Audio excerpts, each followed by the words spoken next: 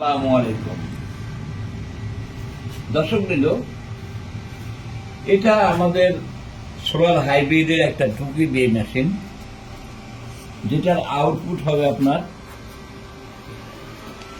1600 watt 24 volt STM32 based.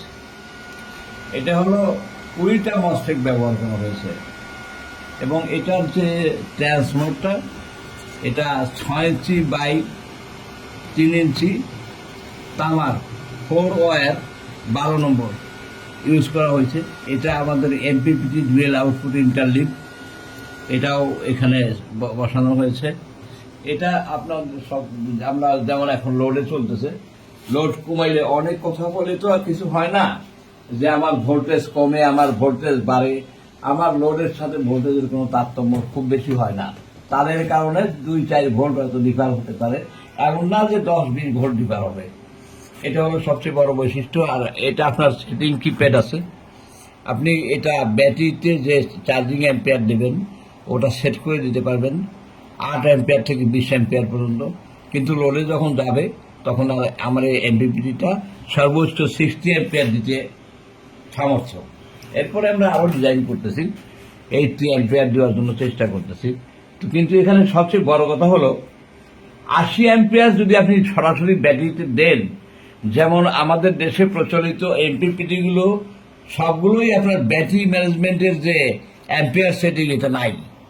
এই কারণে আপনারা বড় ধরনের ক্ষতির সম্মুখীন হবেন, যেটা হলো সেটা আপনার যে ব্যাটারিটা অচিরেই নষ্ট হয়ে যাবে, খুব দ্রুত ড্যামেজ হয়ে যাবে।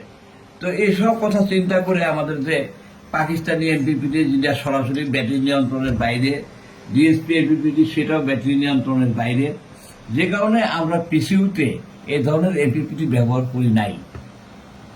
আমরা যে এমপিপিটি ব্যবহার করছি এটার নাম হলো ডুয়েল আউটপুট ইন্টারলিভ এমপিপিটি, অর্থাৎ এটাতে 2টা আউটপুট। যে এখানে আপনি দেখতে পাচ্ছেন আমাদের এখানে 2টা আউটপুট, কিন্তু একটা হলো ব্যাটারিতে, যে এটা ব্যাটারিতে যখন চার্জিং বলে যাবে এই আউটপুট থেকে সরাসরি ব্যাটারিতে সেটিংস অ্যাম্পিয়ারই দেবে, আর অতিরিক্ত দেবে না, সোলারে যাই থাক না কেন।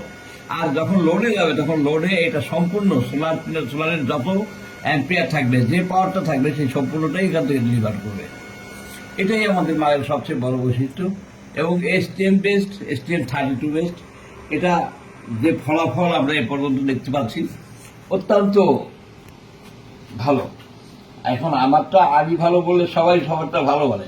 তো আর সবচেয়ে আরেকটা ব্যাপার হলো ব্যাটারি সেটিংসের যতগুলো অপশন আপনারা অন্যান্য ইনভার্টারে পাবেন তার থেকে 2-4টা বেশি পাবেন। চার্জিং এর গ্র্যাভিটি মোড, সমস্ত চার্জিং এর যত অপশন সেগুলো অলরেডি দেওয়া আছে আমার ফেসবুকে। আপনার সর্বোচ্চ, আর তাছাড়া এটা আপনি যদি শুধুমাত্র ডিএসপি হিসাবে ব্যবহার করেন সেটাও করতে পারবেন, তাতে কোনো সমস্যা নেই পরবর্তীতে। এবং ডিএসপি হিসাবে ব্যবহার করে আর অন্য কোনো চার্জার যদি আপনি লাগান তাতেও চলবে। আপনি মোটামুটি একটা ডিএসপি ইনভার্টারের পরিবর্তে একটা STM এর সোলার ইনভার্টার নিলে আপনার অল পারপাস সলভ হবে।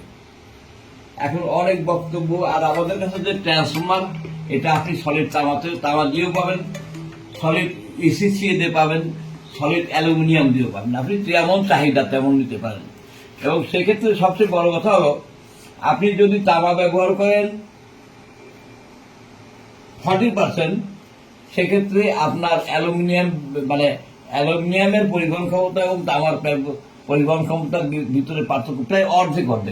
যেমন যদি আপনি তামা ব্যবহার করেন 2টা, তার ব্যবহার করেন 12 নম্বর, ECC সেখানে 4টা ব্যবহার করলে যথেষ্ট, সেটাতে কোনো লস হবে, পাওয়ার লস হবে এমন কিছু নাই।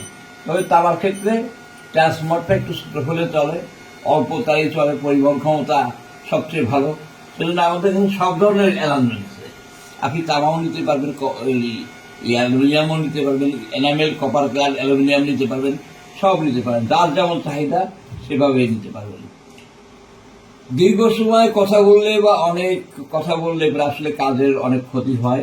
ম্যাক্সিমাম সময় আমরা কাজকর্মে ব্যস্ত থাকি, যে কারণে অনেক লাইট করা বা অনেক প্রচার আমাদের সম্ভব হয় না।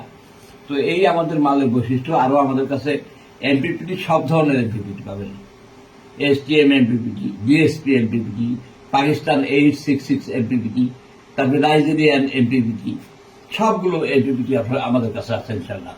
আপনার চাহিদা মতো যে কোনো যোগান আমরা দিতে সামর্থ্য, এবং এগুলো ওয়ারেন্টি সহকারে আপনি পাবেন। ওয়ারেন্টি মানে এই না যে আপনি 1 বছর ব্যবহার করার পরে আমরা সার্ভিস দেব না বা আপনারা কিছু পাবেন না, এমন কিছু না। আপনি 1 বছর পরেও আমাদের সার্ভিস পাবেন। এবং এই যে বোর্ডগুলো, এই বোর্ডগুলোর সম্পূর্ণ ডিজাইন, ডেভেলপমেন্ট সবকিছু আমার নিজের, আমি নিজেই করেছি। এগুলো গ্লাস ফাইবার বোর্ড। এটা চায়না থেকে জেএলসি থেকে করি নাই বোঝায় যেটা অনেক খারাপ, এমন কিছু না। এবং দেখেন আমাদের হাতে টাইমিং করা আছে বোর্ডগুলো, হাতে।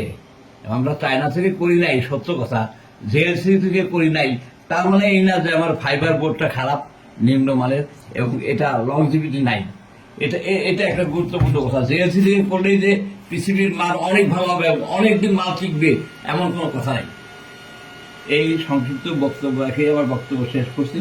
আসসালামু আলাইকুম। আমি ইঞ্জিনিয়ার আসাদুজ্জামান, প্রাক্তন সহকারী প্রকৌশলী, বাংলাদেশ বিদ্যুৎ উন্নয়ন বোর্ড। ধন্যবাদ।